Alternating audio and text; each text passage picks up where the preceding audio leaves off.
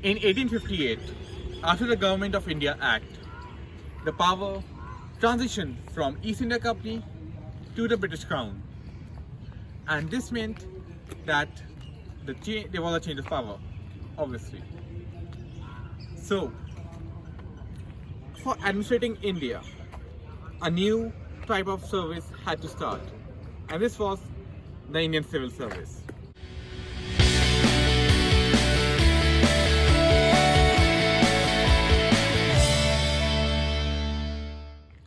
Having its beginnings in 1858, and this went on to 1923. The Indian Civil Service was the true administrators of India. To qualify for the Indian Civil Service, one had to give an exam, and this was truly biased because in the first year we saw that they were the first 1,000 of the Indian Civil Service were British civilians, and thus this meant that somewhere this was biased. To explore that, around only 5% of the Indian Civil Service were from India. Well, it was more than 5%, but around 5% were just from Bengal only. That told a lot about the condition of India and the Indian Civil Service back then. Now, there was an issue with the Indian Civil Service.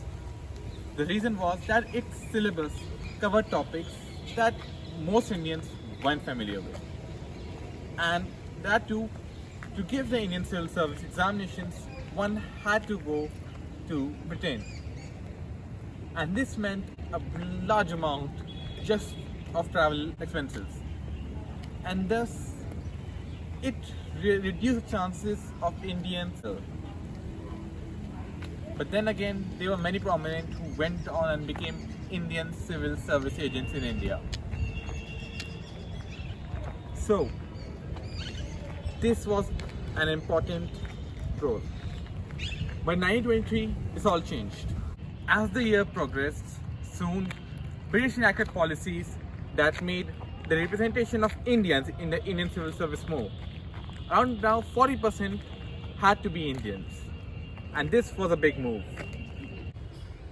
Now, there was one particular viceroy that had a prominent role in enriching Indians' representation in the Indian Civil Service, and he was Viceroy Ripon.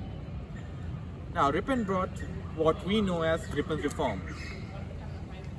He tried to bring the Indian Civil Service examination to India, that it would be hosted in India, but was unsuccessful. But what he was successful in was in reducing the age limit from 23 to 18 for Indians. And this was a very, very important landmark moment. Then in 1947, India became independent. And as India became independent, the Indian Civil Service completely changed.